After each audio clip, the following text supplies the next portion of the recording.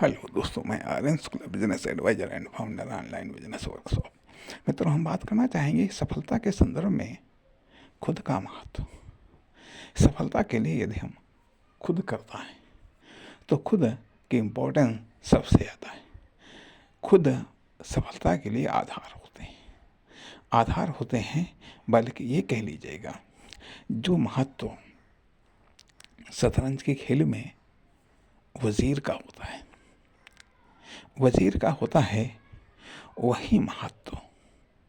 वही महत्व सफलता के लिए खुद का होता है।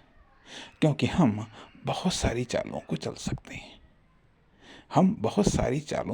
सकते हैं, और असीमित दूरी तक आगे पीछे भी चल सकते हैं। इसलिए हमारा महत्व सर्वाधिक होता है। इसलिए सफलता के संदर्भ में खुद का महत्व सबसे अधिक होता है। इसलिए सफलता के लिए खुद महत्वपूर्ण होना भी आवश्यक है।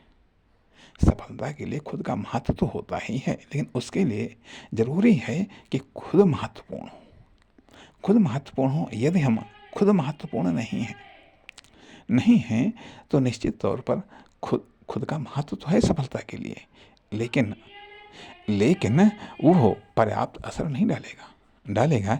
इसलिए खुद तो सफलता के लिए आधार होते हैं, वेस होते हैं, क्योंकि सफलता खुद को प्राप्त करनी है। अन्य सारी की सारी चीज़ों का आधार हम खुद होते हैं।